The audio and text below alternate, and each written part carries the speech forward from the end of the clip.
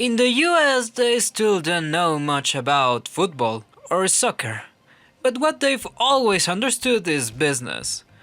Up next, I'm going to introduce you to all the teams from more or less important leagues that have American owners.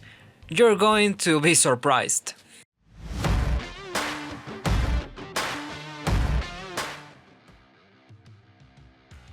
The least attractive league for American investors is the Spanish La Liga. Only 3 clubs are in their hands. One of them is Mallorca, whose owner is Andy Kohlberg, a former professional tennis player who reached the quarterfinals of the US Open in 1985. Kohlberg is also a co-owner of the Phoenix Suns in the NBA. Then there's Leganés, owned by Jeff Luhnow, an American born and raised in Mexico who was the general manager of the Houston Astros in MLB, until he was banned in 2022 for stealing opponent signals. Finally, there's Real Zaragoza in the second division, owned by Jorge Mas, a Cuban American who is also a partner of David Beckham at Inter Miami. In contrast, half a dozen teams in Ligue 1 have American owners. Toulouse, owned by Jerry Cardinal, who also owns AC Milan. Strasbourg, owned by Todd Bailey, who also owns Chelsea.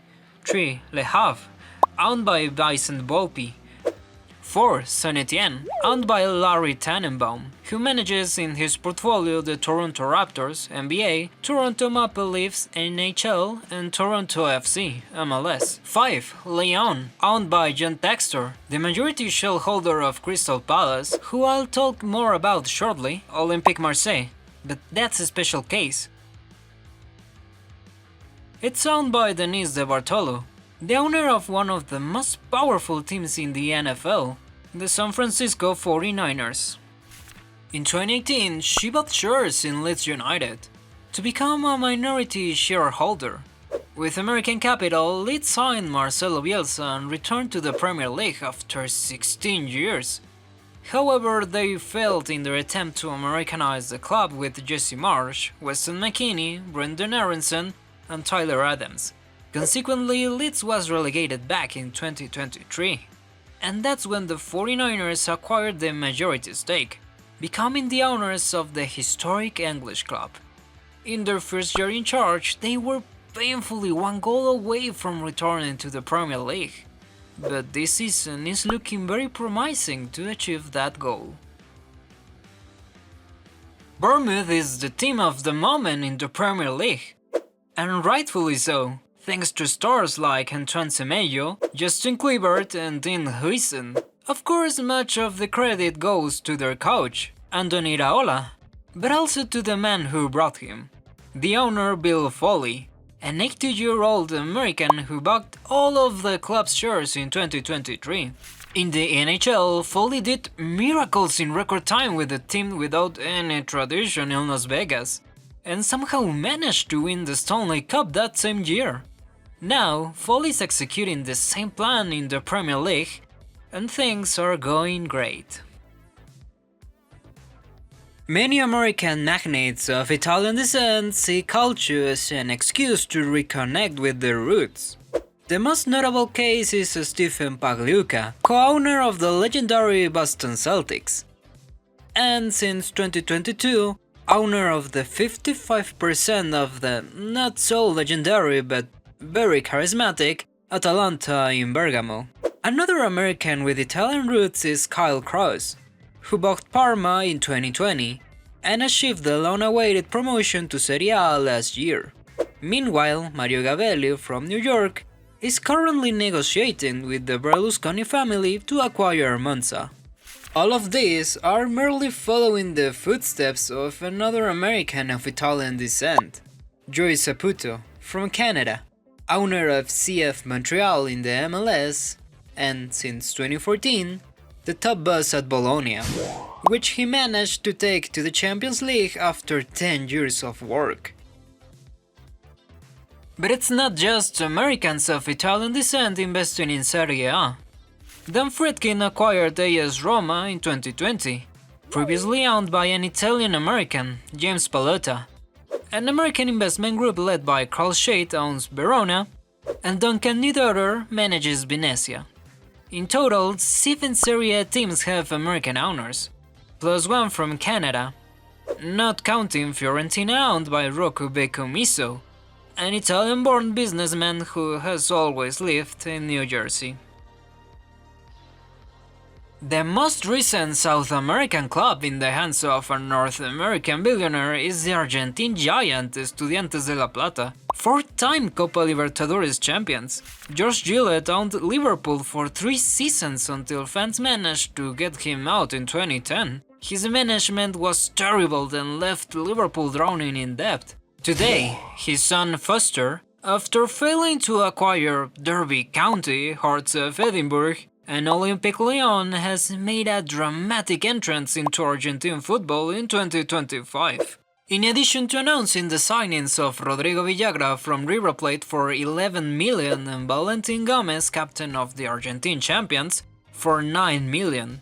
He also signed the best player in the league, Christian Medina, by paying an unprecedented 15 million release clause. However, the transfer was in limbo, because Boca Juniors refused to accept the money. The controversy is heating up because in Argentina, clubs technically can be privatized. But Estudiantes aims to lead a revolution that could change everything. Meanwhile, Gillette also bought Rampla Juniors in Uruguay, which became a sports corporation. His name is Saul Taylis, and he owns 50% of Necaxa in Liga MX. With his army of North American celebrities, he has just landed in Colombian football, where they bought La Equidad. His investment groups include Eva Longoria as well as Ryan Reynolds and Rod McCallany, who are also owners of Wrexham in the English 3rd Division. Brazil greenlit the corporatization of its clubs in 2020, and the move has generally been a success. Just look at Botafogo, which returned to Serie A in 2022. The club was bankrupt and drowning in debt. Problem solved by none other than John Textor. Yes, the same John Textor from Crystal Palace and Lyon. In just 2 years, the American transformed the decaying team into Botafogo, the Undying. Not only did they end their 29 drought without winning the Brasileirão, but they also won the Copa Libertadores for the first time in their history in 2024. And of course, the most important thing for people like Textor, a massive 23 million check as a reward. Aston Villa is one of the most powerful teams in the history of English football, but it has hidden its greatness very well over the last 30 years, during which it became an insignificant club. Only after London, Birmingham is the 2nd largest city in the United Kingdom. However, for decades it didn't have a club that represented it with dignity. This couldn't continue, and things began to change in 2018. At that time, the Villains were at the edge of bankruptcy, and in the hands of Tony Xia, a Chinese owner who ended up in jail. The saviors of the team were the Egyptian Nassef Sawiris and the American Wes Edens, the second being the owner of the successful Milwaukee Bucks in the NBA. The arrival of these 2 businessmen immediately impacted the awakening of the Giant to the point that the club played in the Champions League for the first time since 1983, and even advanced directly to the round of 16, as one of the best in the group stage. Everton, another legendary Premier League club, dreams of following in Aston Villa's footsteps with its new owner, Dan Friedkin. Yes, Everton and AS Roma are now siblings, children of the same owner since December 2024, when Friedkin rescued the team from the claws of Iranian Farhad Moshiri, who kept them on the verge of collapse for 8 years. In England, there's no club like Real Madrid, Barcelona, Athletic Bilbao, Inter Milan, Flamengo, Sao Paulo or Boca Juniors. All English clubs have been relegated at some point, But Everton is the one that has spent the least time away from the top flight, although they've been hanging by a thread in recent years. Fredkin's first decision upon arrival was to fire Sean Dyche and bring in the legendary David Moyes, who was the last great manager in the history of the Toffees. Since then, Everton in 2025 has been like Popeye on spinach. Before falling from grace, Frank McCourt was the owner of the Los Angeles Dodgers, one of the two most iconic baseball teams. Then, after 30 years of marriage, he divorced in 2009 in the most expensive settlement in California's history, which left McCourt bankrupt. He had to sell the Dodgers, pay off his debts, and with the little he had left, he barely managed to buy Olympique Marseille in 2016. Roman Abramovich had to leave his beloved Chelsea when his mate Vladimir Putin invaded Ukraine. And the highest bidder for the London team in 2022 was Todd Boehly, one of the 6 co-owners of the Los Angeles Dodgers in Major League Baseball. Boehly decided to wipe out all traces of the Chelsea that had won the Champions League just a year earlier. Goodbye to the legendary Peter Cech, goodbye to Thomas Tuchel, and goodbye to almost every player.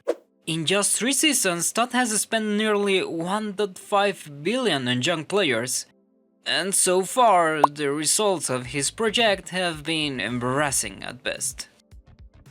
Only 124 people in the world have more money than Stan Kroenke, owner of the Los Angeles Rams in the NFL, with whom he has won the Super Bowl twice. He's also the owner of the Colorado Avalanche, winning the NHL twice, and the Denver Nuggets, who he led to an NBA championship in 2023. In the MLS, his club is Colorado Rapids, which he took a championship in 2010. Look at this.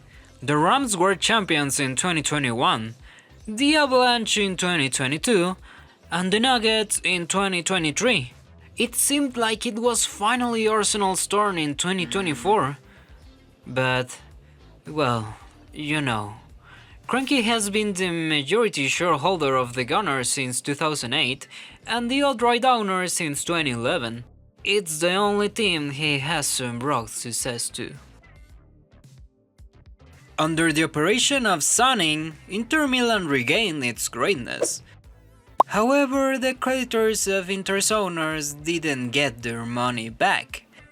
And when the Chinese couldn't pay their debts, the club was seized.